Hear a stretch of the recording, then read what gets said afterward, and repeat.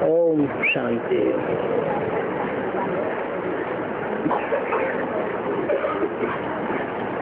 प्रातः क्लास की वाणी चल रही थी 27/9/68। तीसरे पेज के मध्यार्ध में बात चल रही थी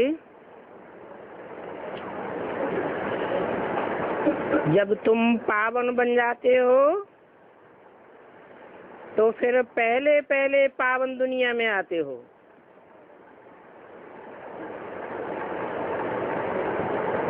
और बहुत सुख उठाते हो। फिर बाद में रावण राज्य में गिरते हो तो बहुत दुख भी उठाते हो। पहले पहले सुख की दुनिया में भी तुम ही आते हो और पहले पहले दुख की दुनिया में भी तुम ही आते हो और सुख भी तुम सबसे जास्ती उठाते हो और दुख भी तुम सबसे जास्ती उठाते हो।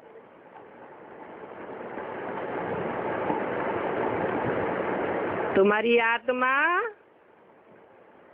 कहेंगे बहुत पावरफुल आत्मा है,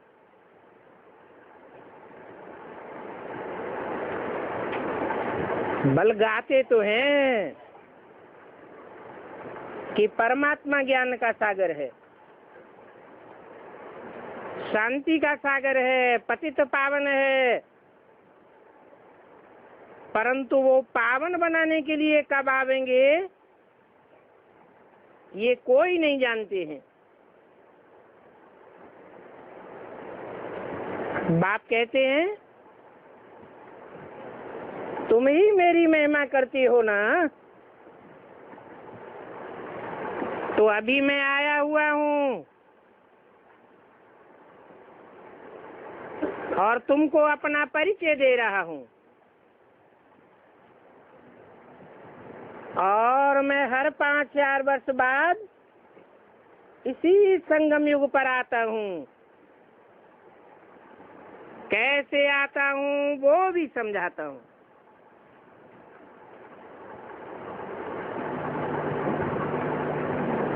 चित्र भी है। ब्रह्मा कोई सूक्ष्म वतन में नहीं होता है,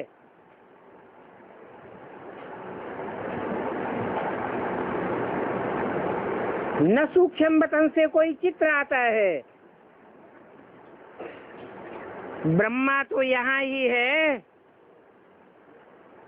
और ब्राह्मण भी यहाँ ही है।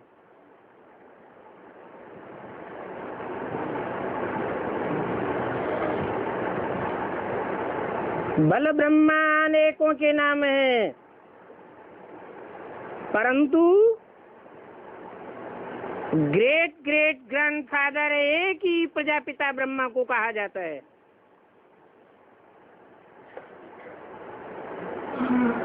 जिसका फिर सिजरा चलता है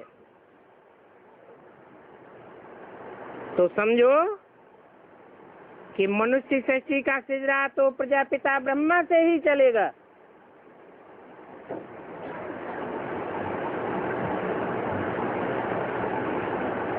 प्रजापिता है तो जरूर अनेक प्रकार की प्रजा होगी।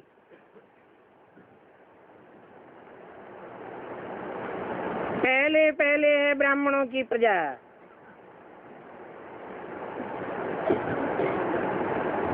ब्राह्मणों की 9 कुरियां गाई हुई हैं।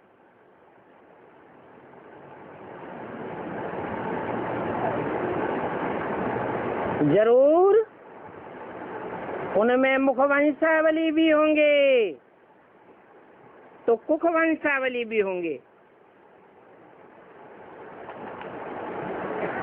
और जरूर एडाप्टेड होंगे, क्योंकि ग्रेट ग्रेट ग्रैंडफादर है तो जरूर एडाप्ट किया होगा। तुम सभी एडाप्टेड बच्चे हो।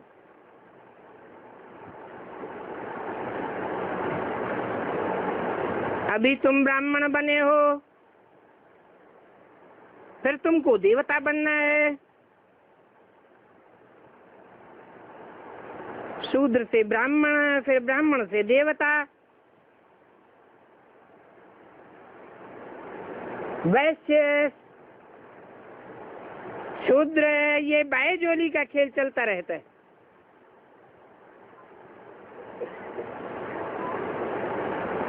फिर विराट रूप का चित्र भी है, ये तुम्हारी यादगार है।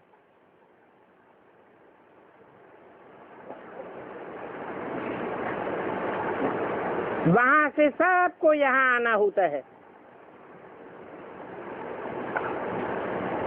जब सब आ जाते हैं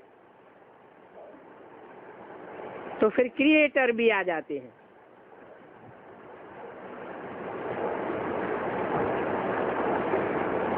वो क्रिएटर भी है और डायरेक्टर भी है। क्या क्रिएट करते हैं?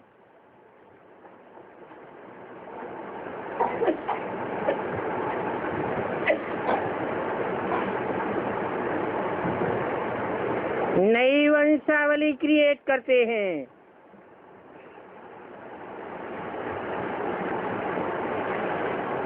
कैसे डायरेक्टर है? जरूर डायरेक्शन देते होंगे।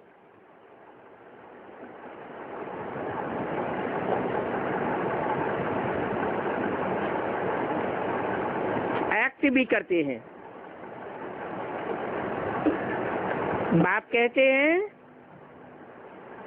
हे आत्माएं, तुम मुझे जानते हो और कोई नहीं जानते हैं। तुम आत्माएं मेरे सब बच्चे हो।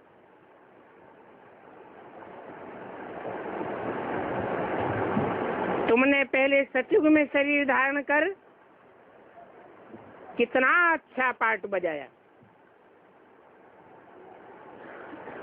बना?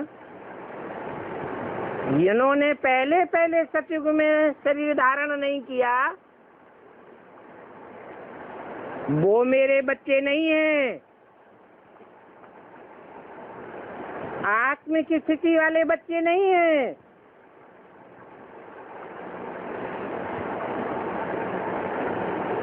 कुछ न कुछ देह अभिमानी है, इसलिए जन्म भी कम हो जाते हैं। पार्ट भी उतना अच्छा नहीं बजाते जितना तुम अच्छा पार्ट बजाते हो।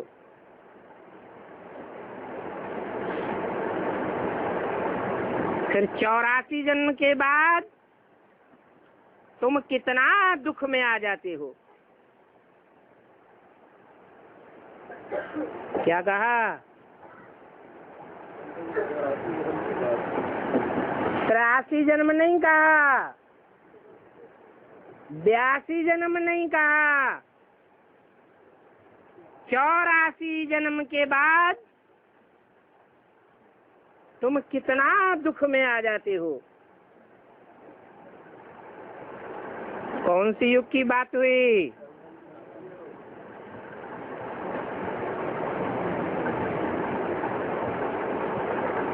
ड्रामा का क्रिएटर, डायरेक्टर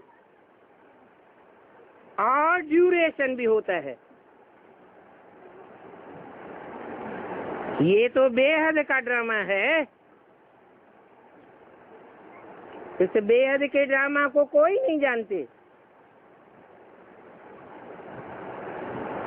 भक्ति मार्ग में ऐसी ऐसी बातें सुनाई है जो मनुष्यों की बुद्धि में बोई ठुस गया है। कितने बड़े बड़े गपोड़े हैं।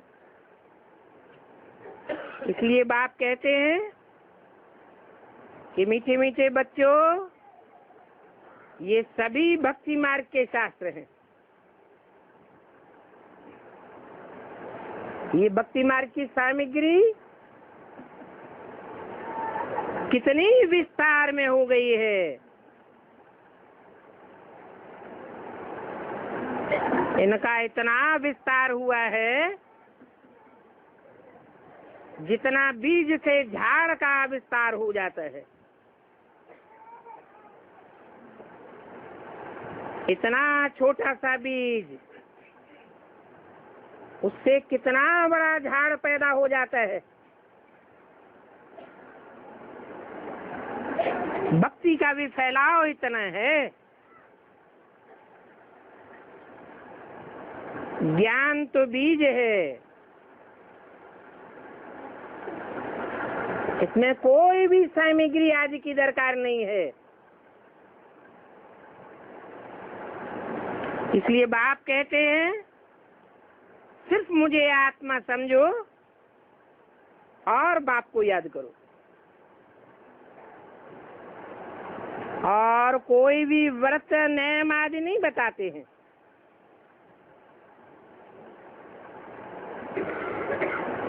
ये व्रत नियम आदि सब बंद हो जाएंगे। भक्ति मार्ग ही मुर्दाबाद हो जाएगा। तुमको सदगति मिल जाएगी, फिर ये कोई भी बातों की दरकार नहीं रहेगी। और तुमने ही भक्ति सबसे जास्ती की है।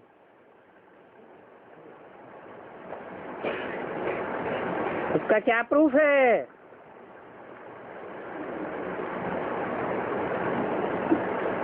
किसने सबसे जास्ती भक्ति की है, किसने कम भक्ति की है, उसका प्रूफ क्या दिखाई देगा? जिसने जास्ती भक्ति की होगी उसमें ज्ञान भी ज्यादा दिखाई देगा।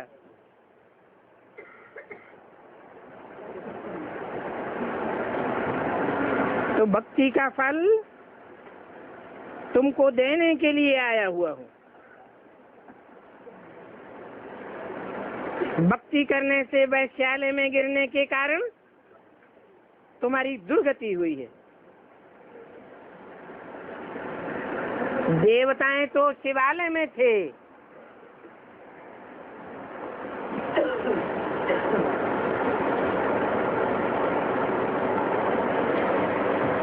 तब तो उनके मंदिरों में जाकर उनकी महिमा गाते हैं। अभी बात समझाते हैं, मीठे मीठे बच्चों, मैंने 5000 वर्ष पहले भी तुमको समझाया था कि अपन को आत्मा समझो और देह के सब संबंध छोड़ दो। देह नहीं समझो, मुझे एक बाप को याद करो।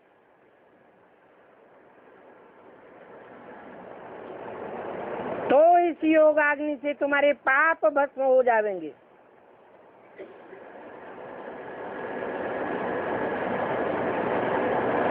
बाप जो अभी समझाते हैं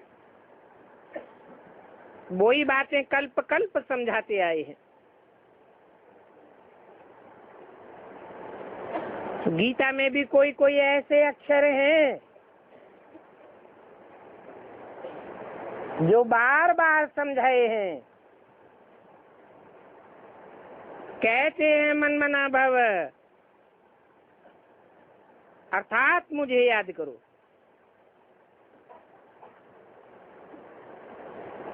शिव बाबा कहते हैं मैं यहाँ आया हुआ हूँ।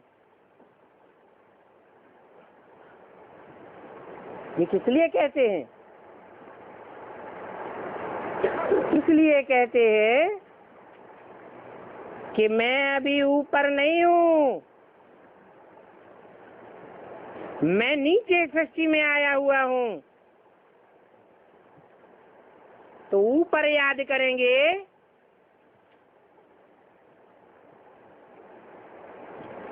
तो पतित से पावन नहीं बनेंगे।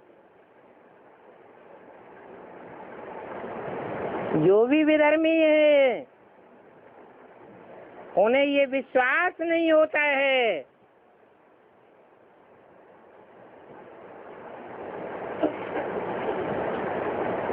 कि भगवान नीचे आता है,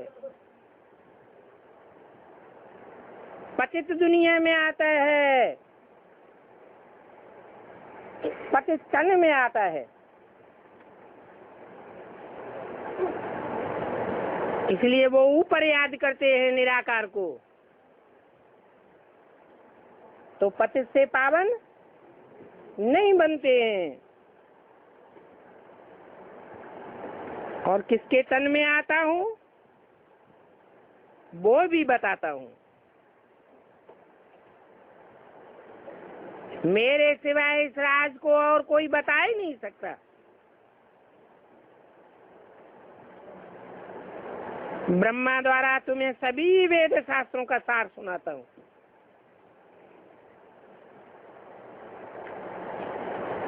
उनका चित्र भी दिखाते हैं,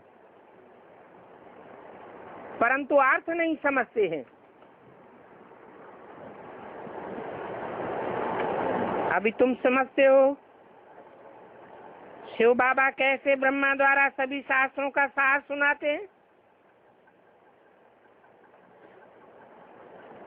84 जन्मों का ड्रामा का सारा राज तुमको समझाते हैं।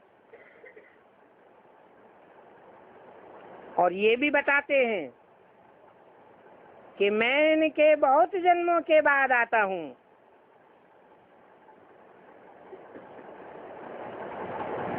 और यही फिर पहले नंबर का प्रिंस बनते हैं। फिर 84 जन्मों में आते हैं। यही शिवालय में थे, फिर यही पहले वैश्यालय में आए। तो ये सभी बातें क्लियर करके समझाता हूँ। ऐसी कोई भी बात नहीं है जो तुम्हारी बुद्धि में बैठती नहीं हो। भक्ति मार्ग और ज्ञान मार्ग में कितना फर्क है वो भी बताता हूँ। ज्ञान का सागर तो एक ही बाप कहा जाता है, गाया भी जाता है, सर्व का सदगति दाता।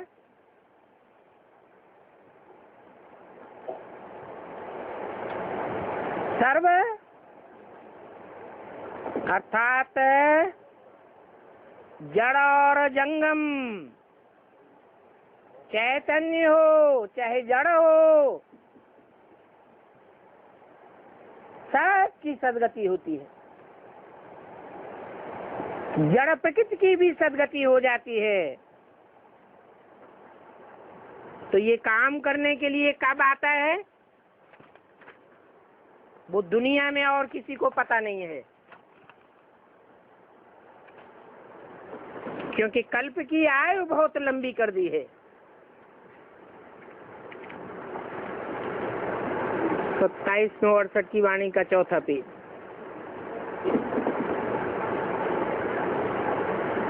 इसलिए भक्ति को कहा जाता है अज्ञान। अज्ञान के कारण गिरते ही आए हैं। अभी बात तो बहुत सहज समझानी देते हैं और इस समझाने का कोई खर्चा भी नहीं लेते हैं। तुम बिगर कौड़ी खर्चे के हीरे जैसे बन सकते हो। तुमको तो थोड़ा खर्चा भी नहीं करना पड़ता है। बिगर कौड़ी खर्चे के तुम हीरो बन जाते हो।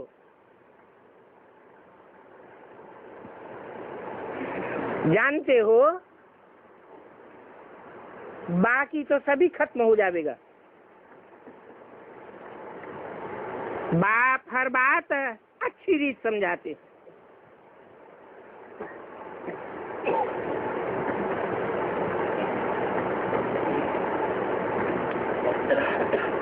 या तो स्त्री और पुरुष हाफ पार्टनर दिखाते हैं।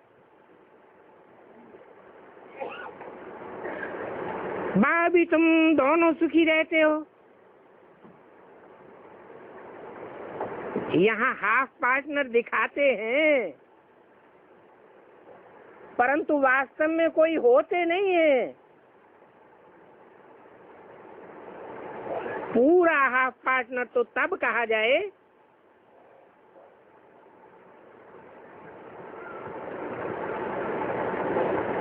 जब बच्चा न हो।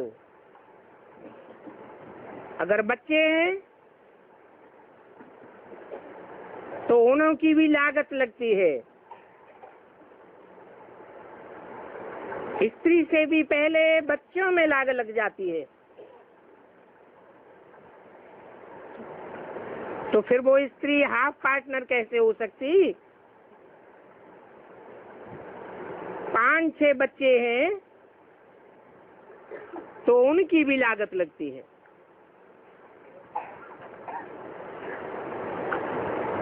हाफ पार्टनर कह देते हैं, परंतु फिर वारिस जो होते हैं उनका भी हिस्सा लग जाता है, उनको भी देना पड़ता है।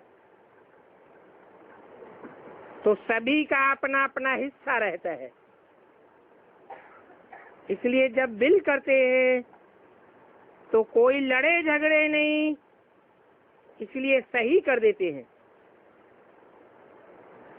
अगर सही न करें तो बहुत झगड़े फसाद, बहुत टंटे हो पड़ते हैं, एक दो को मार भी डालते हैं। ये कलयुग है ना, नहीं तो कायदे भी बहुत हैं। यहाँ तो जो कुछ भी करो बाप से राय लेकर के करो।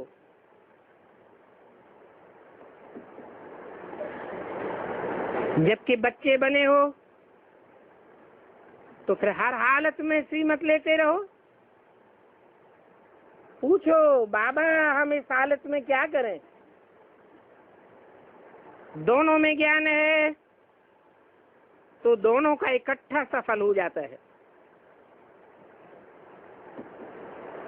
दोनों में ज्ञान है तो फिर कोई भी रोला नहीं होना चाहिए। बड़े ही प्यार से चलना है, क्योंकि जानते हो दैवी गुण तो यहाँ ही धारण करने हैं। क्रोध होता है तो उनको अवगुण अथवा आसुरी गुण कहा जाता है। फिर तुम कोई ब्राह्मण थोड़ा ही ठहरे। अगर ब्राह्मण हो तो फिर दैवी गुण धारण करने पड़े। दैवी गुण धारण नहीं करेंगे तो फिर देवता बन नहीं सकेंगे। बाप बैठ तुमको इस समय देवता बनने लायक बनाते हैं।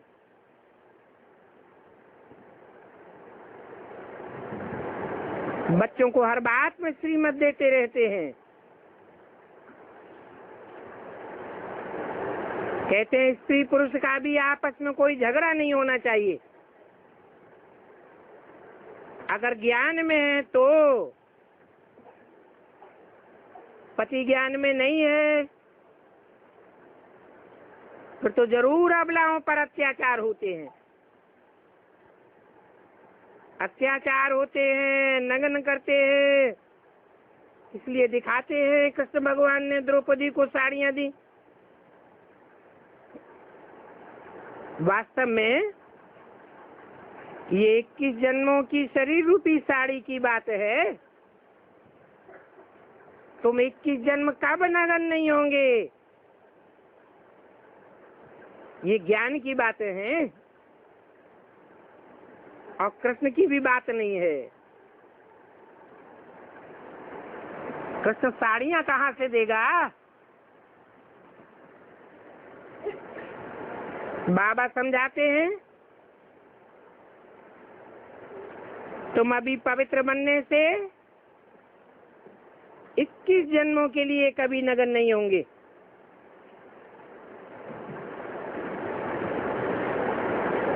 तो बाप बच्चों को मीठे मीठे बच्चे कह करके समझाते हैं। बाप की ही सारी महिमा है। गाते भी हैं, हे शिव बाबा तेरे बहाने सर्व का भला। शिव बाबा के बहाने सर्व का भला। बहाने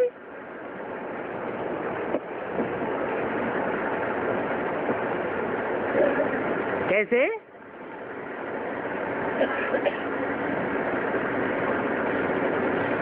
सर्व का सदगति देने वाला एक ही बाप है।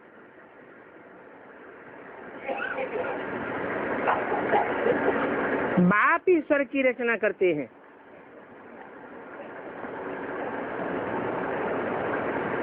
स्वर्ग की रचना रचने आते हैं तब तो शिवरात्रि मनाते हैं। रात्रि क्यों मनाते हैं? क्योंकि जब घोर अज्ञान की रात्रि होती है, सारी दुनिया तो अंधकार में होती ही है, लेकिन ब्राह्मण भी इस अंधकार में आ जाते हैं।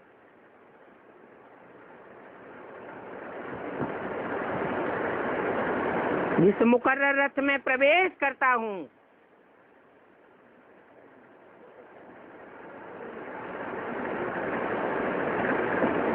जिसको ज्ञान सूर्य का टाइटल मिलता है, वो एक ही बचता है। इसलिए कहा जाता है तेरे बहाने सर्व का भला।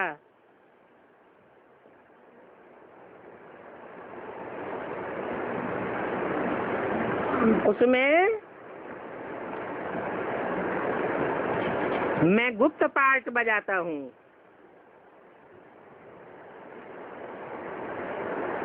सदैव तो गुप्त नहीं रहूंगा। जब प्रत्यक्ष होता हूँ तो अंधकार की रात्रि होती है, सारी दुनिया अंधकार में डूब जाती है। जैसे यज्ञ के आदिकाल में सारी ब्राह्मणों की दुनिया अंधकार में डूब गई। उन्होंने तो कथाएं बना दी हैं कि बाल्यकाल में हनुमान ने सूरज को निगल लिया तो चारों ओर अंधकार हो गया।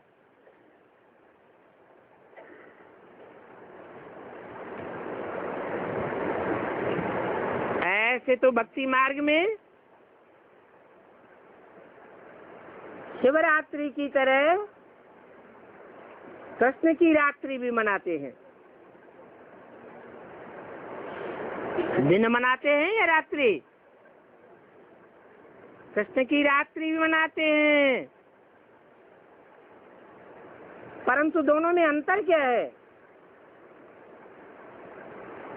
कृष्ण रात्रि और शिवरात्रि, दोनों में क्या अंतर है? शिवरात्रि पर मनाने वाले शिव का जन्म नहीं दिखाते हैं और कृष्ण का जन्म दिखाते हैं।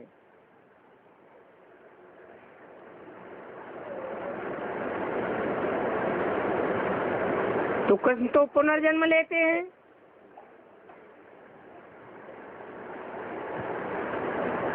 शिव तो पुनर्जन्म नहीं लेते। ऐसे भी नहीं कहते कि जन्म मरण से न्यारा है। जन्म तो है। तुम बच्चे शिव जयंती मनाते हो,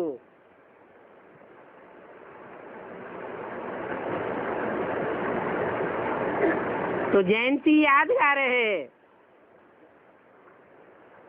कि कोई मनुष्य तन में प्रत्यक्ष होते हैं। जैसे गर्भ में बच्चा पहले गुप्त होता है, गर्भपिंड तो होता है परंतु गुप्त होता है। बाद में प्रत्यक्ष होता है। ऐसे ही बाप भी पहले गुप्त पार्ट बजाते हैं, बाद में उस मुकर्रर रथ के द्वारा प्रत्यक्ष हो जाते हैं। फिर कहानियां बैठ बनाई है, खम्भ पाड़ के भगवान प्रत्यक्ष हुआ, नरसिंह अवतार के रूप में प्रत्यक्ष हुआ, नरों में सिंह रूप दिखाया है। बाप समझाते हैं, इस बात के समझने में ही रोला पड़ गया है।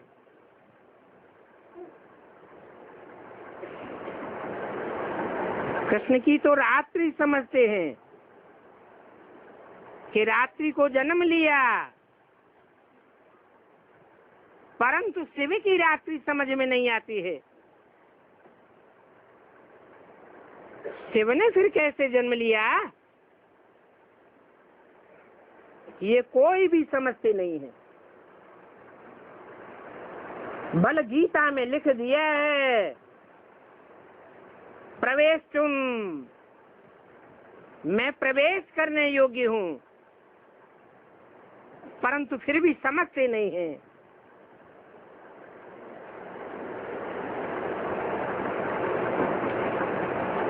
महाभारत में, भागवत में कृष्ण के चरित्र दिखाए हैं। अर्जुन का रथ बनाई दिया, उसमें सारथी भगवान को दिखाई दिया, वो भी कृष्ण के रूप में। समझते नहीं है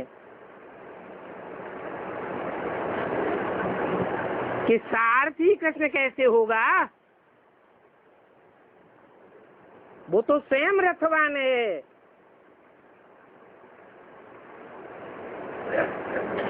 जो रथवान है उसको सारथी चाहिए, जो सदैव रथ के साथ रहने वाला हो। बल शास्त्रों में लिख दिया है, शरीरम रथम विद्य इंद्रियाणि हयान्याहु। शरीर को रथ समझ, इंद्रियों को घोड़ा समझ, परंतु फिर भी समझते नहीं है। गीता में ये बात है कि बहुत जन्मों के अंत में मैं इनमें प्रवेश करता हूँ।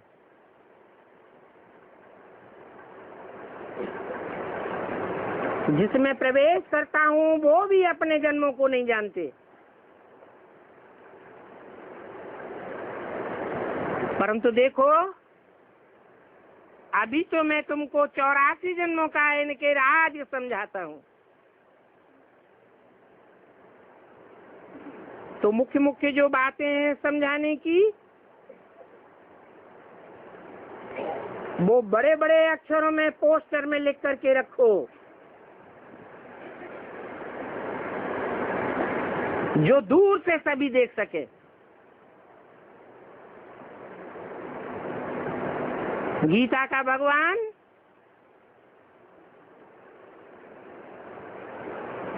निराकार शिव शंकर भोलेनाथ है,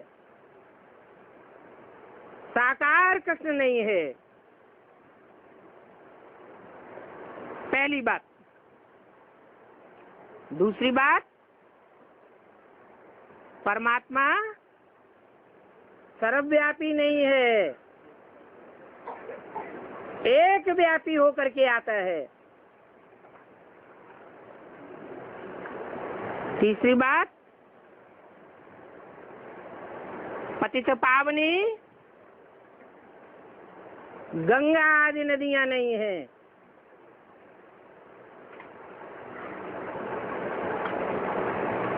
पतित पावन एक ही परमपिता परमात्मा है।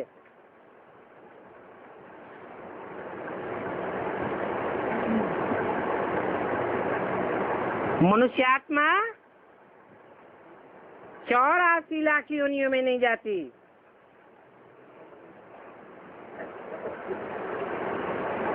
सिर्फ 84 का चक्र है।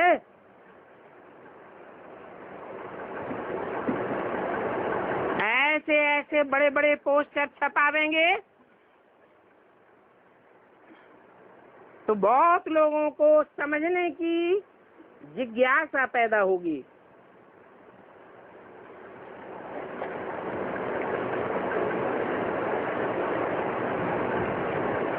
भक्ति मार्ग में पांडवों के चित्र देखो कितने बड़े बड़े बनाए हैं।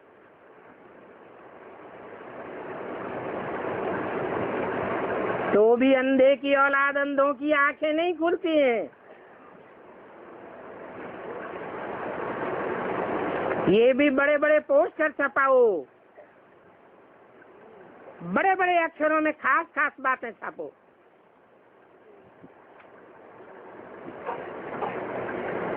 जैसे पांडवों के इतने बड़े चित्र नहीं होते हैं, इतने बड़े बड़े शरीर नहीं होते हैं। ये तो उनकी बुद्धि को विशाल दिखाया गया है। मन बुद्धि में ही आत्मा होती है, तो आत्मा की विशालता शरीर की विशालता से दिखाई है। जैसे जैनियों में बाहुबली का चित्र कितना बड़ा बनाते हैं, बौद्धियों में महात्मा बुद्ध का चित्र कितना बड़ा बनाया है।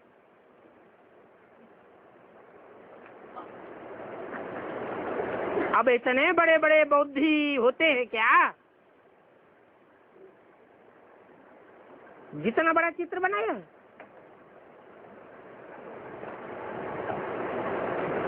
वास्तव में भक्ति मार्ग में स्थूल बातें दिखाई हैं।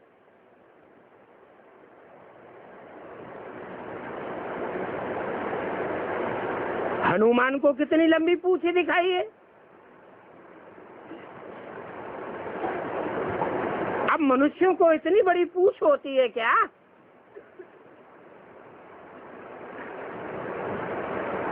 फिर वैज्ञानिकों ने समझ लिया कि सृष्टि के आदि में मनुष्य बंदर मिसल था, पूंछ थी, जो बाद में पूंछ मिट गई धीरे धीरे।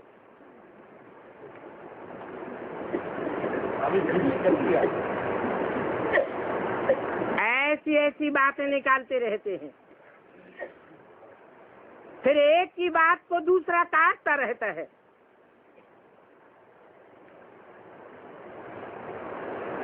पूंछ लंबी दिखाने का मतलब क्या हुआ?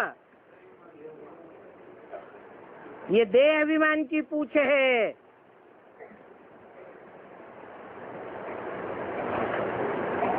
नहीं तो कोई पूंछ वाला देवता नहीं होता है।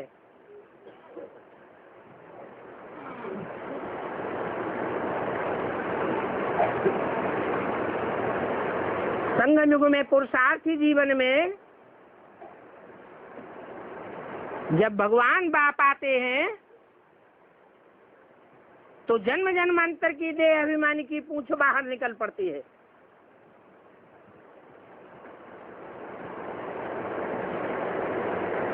कोई छुपाना भी चाहे तो छुप नहीं सकता। ये सब भक्ति मार्ग की बातें हैं, दो स्थूल में बैठ से दिखाई हैं।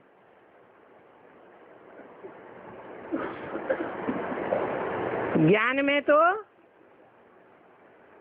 हर बात का यथार्थ अर्थ समझाया जाता है। भक्ति मार्ग में अंधश्रद्धा से सभी कुछ करते रहते हैं। देवियों की पूजा पर भी कितना खर्चा करते हैं।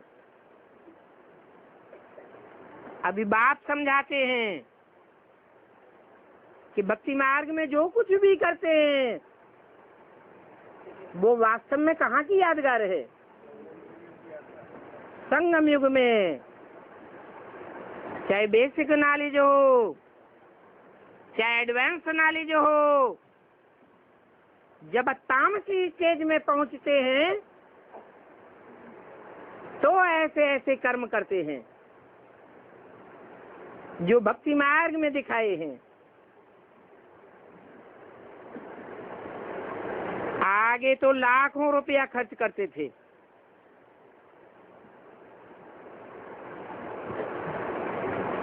देवियों को बनाया,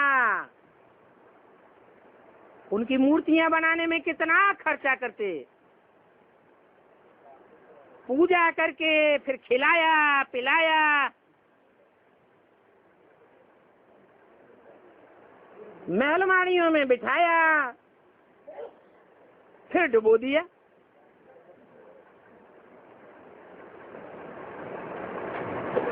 कोई अर्थ ही नहीं निकलता। अभी तुम्हारी बुद्धि में बैठ गया है कि अरे ये तो हमारा ही यादगार है, हमने ही ऐसे अंधश्रद्धा युक्त कर्म किए। इसलिए कहा जाता है अंधे की औलाद अंधे, कुछ भी समझते नहीं हैं।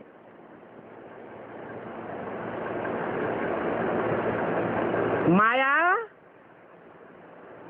एकदम गोडरेज का ताला लगा देती है।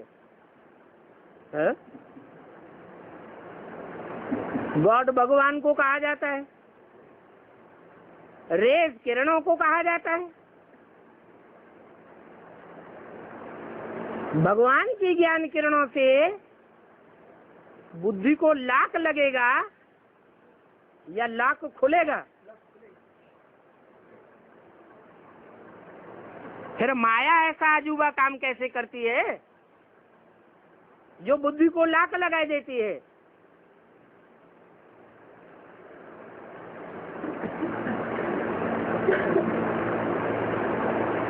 बाप कहते हैं अज्ञान काल में तुमने जो कर्म किए, पाप कर्म किए, उनका 1 गुना बोझा चढ़ता है। ज्ञान में आने के बाद अगर वही पाप कर्म करते हैं तो 100 गुना बोझा चढ़ता है। जिसके सर के ऊपर 100 गुना वजन चढ़ाई दिया जाए तो पापों के बोझ से बुद्धि को लाक लग जाता है। और बाप तो माया को बेटी कहते हैं, माया बेटी को डायरेक्शन देते हैं। जो उल्टा काम करते हैं, हे माया बेटी तुम उनको खूब फटकाओ, तो बुद्धि को ताला लगाई देती है, सारा ही ज्ञान उल्टा हो जाता है। इसलिए कहा जाता है पत्थर बुद्धि।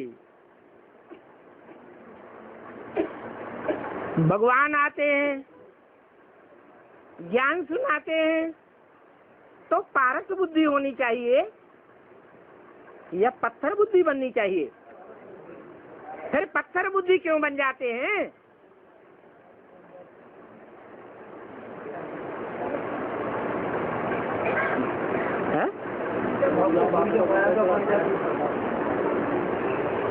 जो बात श्रीमत के बरखिलाफ है वो ही काम जानबूझ करके करते हैं तो बुद्धि को ताला लग जाता है।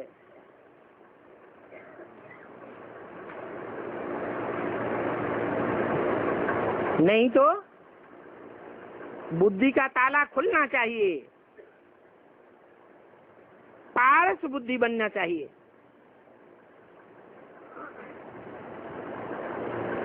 अभी तुमको कितना सहज रीति समझाते हैं।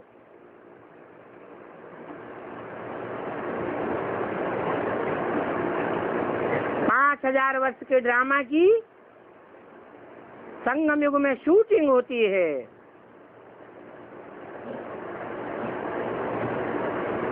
63 जन्म के पाप कर्मों का हिसाब किताब बार बार सामने आता है। पाप के संस्कार जिनके पक्के होते हैं, तो जानकर भी, मानकर भी, अंजाम कर भी, न चाहते हुए भी वही भूले कर देते हैं। सोचते हैं जब होगा तब देखा जाएगा।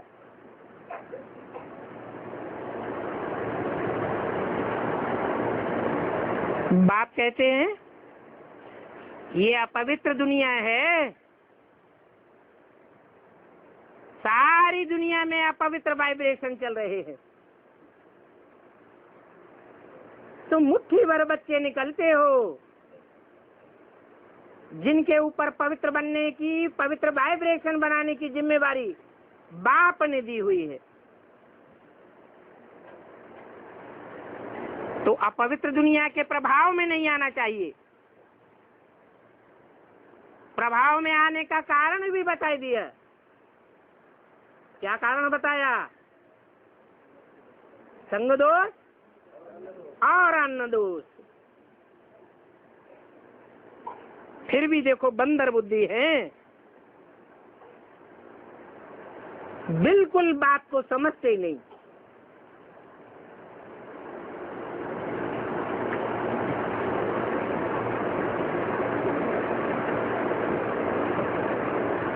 नहीं तो बाप कहते हैं अपने हाथ का बना हुआ भोजन कितनी पावर देता है। कोई प्रैक्टिकल करके देखे।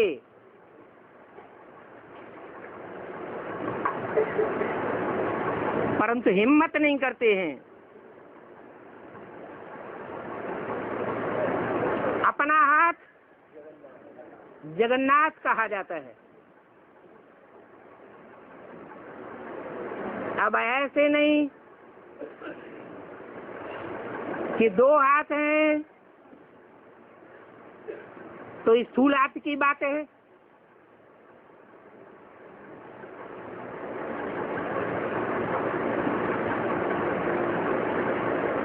पति विज्ञान में चलता है, पत्नी विज्ञान में चलती है। दोनों एक दूसरे के सहयोगी हैं, तो उनको हाथ कहेंगे नहीं कहेंगे? हाथ कहेंगे। जानते हैं ये हमारा सहयोग रूपी भुजा है, हाथ है। पक्का है या कच्चा है ये भी जानते हैं।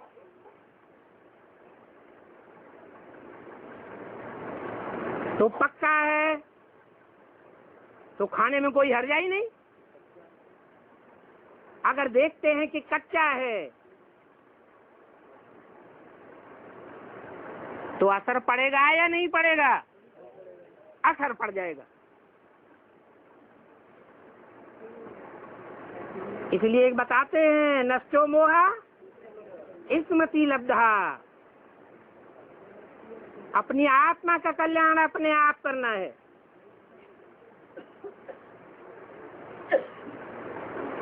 यहाँ तो लौकिक और अलौकिक दोनों ही परिवार सामने हैं। अलौकिक परिवार में भी नियम बनाया हुआ है। कोई की धारणाएं अंदर अंदर कैसी है कुछ पता नहीं चलता।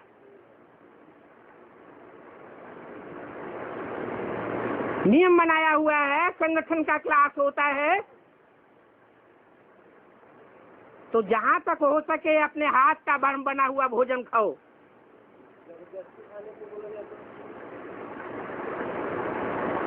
जबरदस्ती तो सर काटा जाता है, कटवाओगे? हैं? कोई ने झूठ बोल दिया, हमने बाबा का डायरेक्शन ले लिया है, भला खाना खिलाओ। देखा 36 प्रकार के व्यंजन आ गए सामने, लपालप खाया, सारा दिन खाने में ही बुद्धि चली जाती। क्लास हो या न हो, संगठन हो या न हो, ज्ञान का लेन देन हो या न हो, जो संगठन करने वाले हैं सुबह से शाम तक खीर पूरी कचौड़ी बनाने में ही लगे रहते। अब इन ब्राह्मणों को धामा खाने वाला कहा जाए या भक्ति मार्ग के कथा करने वाले ज्ञानी ब्राह्मण कहे जाएं?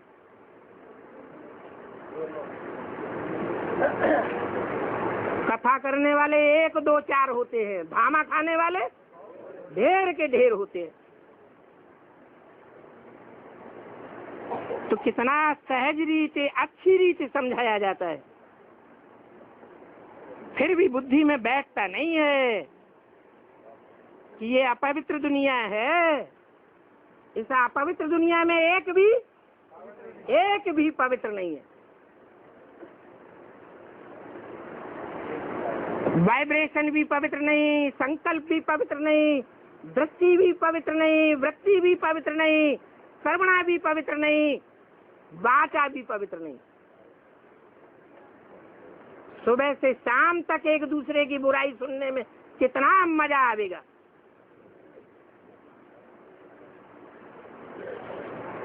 अपवित्र दुनिया का संग किया, रंग लगाया, तो पवित्र बनने की दौड़ में पीछे रह जाएंगे। पवित्र दुनिया परम धाम बाप के घर में बाद में पहुंचेंगे, तो बाद में नई दुनिया में आवेंगे। तो रिजल्ट क्या होगा? जन्म कम होंगे या ज्यादा होंगे? कम जन्म होंगे। दूसरे धर्म में भी कन्वर्ट हो सकते हैं, जिसके लिए गाया हुआ है स्वधर्मे निधनम से यह परधर्मो भयावह।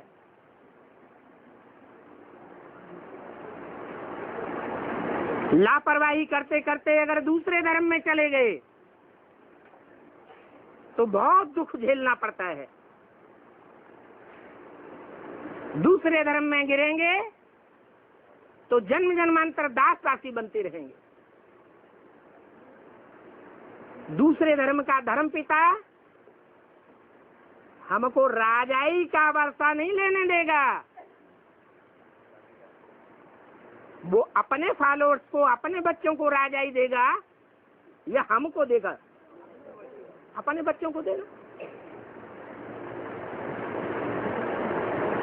इसलिए कहा जाता है अंधे की औलाद अंधे, कुछ भी समझते नहीं है। सूरत मनुष्यों की है और सीरत बंदर की है। सत्युग में सूरत भी मनुष्यों की होती है और सीरत भी देवताओं की होती है। यहाँ तो है ही बंदर मिसल। बाप आकर के बंदरों की सेना लेकर के सबको छुड़ाते हैं। ज्ञान देकर के रावण से छुड़ाए देते हैं। बाकी बंदरों आदि की कोई बात नहीं है। बंदर मिसल कर्म करने वाले हैं। अभी तुम बाप के बच्चे नॉलेजफुल बनते जाते हो, परंतु सभी को तो नॉलेजफुल नहीं कहेंगे। उनकी कथनी और करनी से पता लग जाता है कि नॉलेजफुल हैं अथवा नहीं है। तुम बच्चे जानते हो कि हम नई दुनिया के लिए पढ़ रहे हैं।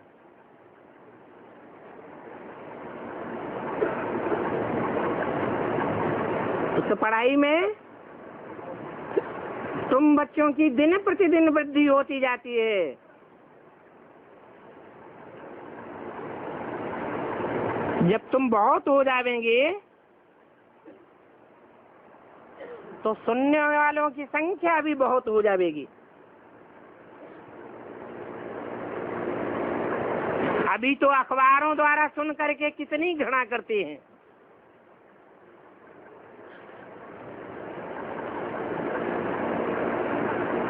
अब अखबारों को तो ढेर के ढेर लोग पढ़ते हैं, उन ढेर के ढेर लोगों को एक एक बैठ करके किसके किसके साथ माथा मारेंगे।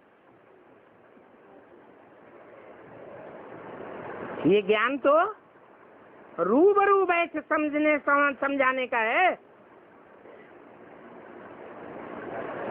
ये कोई हुजूम को समझाने का नहीं है। जैसे भक्ति मार्ग में वो साधु संत महात्मा लाखों हजारों की पब्लिक के बीच बैठ जाते हैं, हुजूम कर बैठ सुनाते हैं। बेसिक में भी क्या होता है, हजारों को बैठ सुनाते हैं।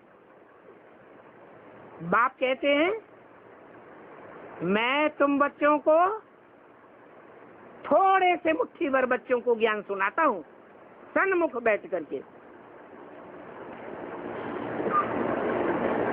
अच्छा, मीठे मीठे सिकिल दे रूहानी बच्चों को, रूहानी बाप दादा का याद प्यार गुड मॉर्निंग।